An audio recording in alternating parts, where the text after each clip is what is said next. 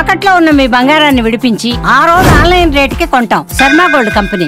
నమస్తే సుమంటి, మనం ప్రస్తుతం పిఠాపురం నియోజకవర్గంలో ఉన్నాము. పిఠాపురం నియోజకవర్గంలో ఇక్కడ శ్రీపాద వల్లభుడి క్షేత్రం భక్తులతో కిటకిటలాడుతుంది. మహారాష్ట్ర నుంచి వేలాది భక్తులు ఇక్కడ ప్రతి రాఖీ పౌర్ణమిని పురస్కరించుకుని భారీగా వస్తుంటారు. ఇక్కడ శ్రీపాద వల్లభుడికి రాఖీ కట్టి తన సోదరుడిగా భావిస్తారు. చాలా మంది భక్తులు ఇక్కడికి వేలాదిగా తరలి రావడం జరిగింది. మీరు ఇక్కడ గమనించవచ్చు, ఇది మొత్తం కూడా భక్తులతో కిటకిటలాడుతుంది. ఇక్కడ దేవాలయం ప్రతి భక్తులు కూడా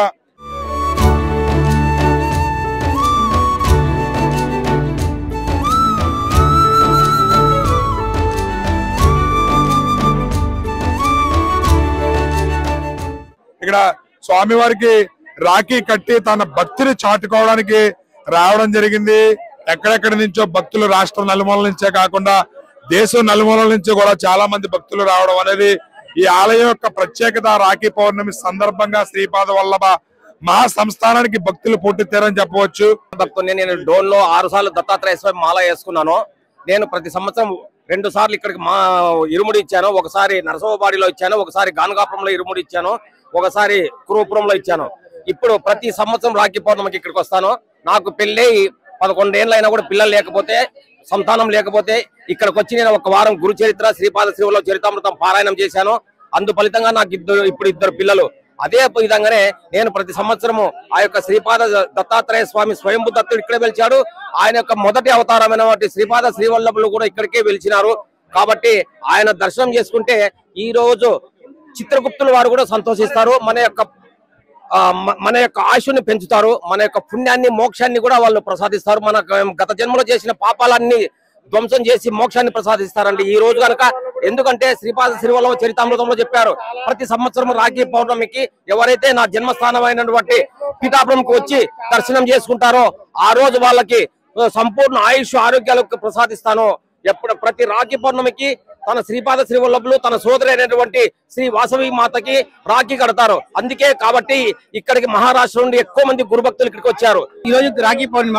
ఈ రోజు విశిష్టత ఏమంటే వాసవి కన్యకా పరమేశ్వరి దేవి శ్రీపాద వారికి రాఖీ కడుతుంది అనమాట. ఆ సందర్భం కోసం చాలా మంది ఇక్కడికి మహారాష్ట్ర నుంచి, కర్ణాటక నుంచి, ఆంధ్రప్రదేశ్ నుంచి చాలా మంది వస్తారు.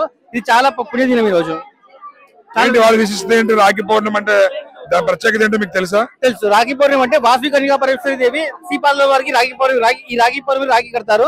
అంతేకాకుండా శ్రీ విద్యాధరి, రాధా, సురేఖ వాళ్ళు ఉన్నప్పుడు శ్రీపాద వారికి రాఖీ కట్టేవారు అనమాట. విశిష్టత ఇది. ఏంటి ఇక్కడ రాఖీ స్పెషల్ ఏంటి? వాళ్ళు రాఖీ కడుతున్నారు. మేము 25 సంవత్సరాలుగా పక్కనే మా ఇల్లు అండి.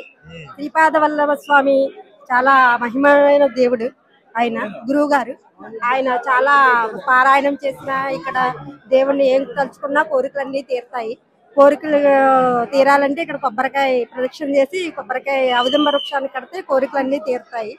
శ్రీపాద వల్లభ స్వామి చాలా, దత్తప్రభు నృసింహ సరస్వతి స్వామి చాలా మహిమాన్వితమైన స్వామి.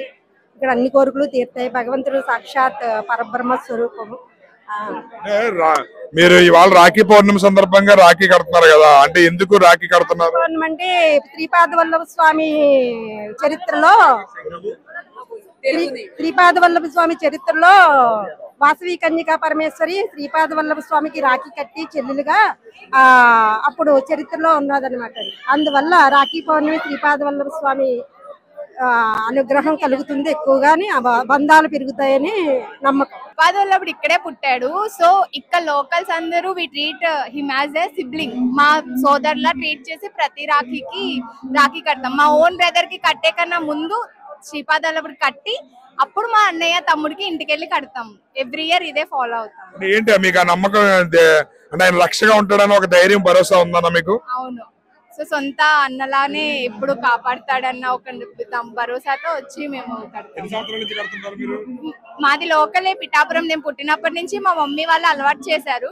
సో ఎవ్రీ ఇయర్ కంటిన్యూ అవుతుంది. మిస్ అవ్వకుండా ఫస్ట్ స్వామివారికి కట్టి నెక్స్ట్ మా తమ్ముడు వాళ్ళకి కడతాం. చాలా మంది భక్తులు పిఠాపురం ప్రాంత వాసులే కాకుండా మహారాష్ట్ర వాళ్ళు, మెయిన్ మహారాష్ట్ర నుంచి చాలా మంది భక్తులు వచ్చారు ఇక్కడికి. స్వామి వారికి రాఖీ కట్టిన తర్వాతే మేము మా ఇంట్లో సోదరులకి రాఖీ కడతాము. అది మాకు చిన్నప్పటి నుంచి అలవాటు చేశారు. మాకు రక్షగా స్వామివారు ఉంటారనే నమ్మకం, భరోసాతో ప్రతి ఏడాది రాఖీ పౌర్ణమికి వచ్చి రాఖీ కడతాము అని చెప్పి చాలా సంతోషంగా తెలియజేస్తున్నారు. ఇక్కడ శ్రీపాద వల్లభ స్వామీజీకి ఇక్కడ రాఖీ కట్టిన తర్వాతే వాళ్ళు మిగతా వాళ్ళు ఎవరికైనా సరే వాళ్ళ సోదరులు కడతారు అని చెప్పి ధైర్యంగా చెప్తున్నారు.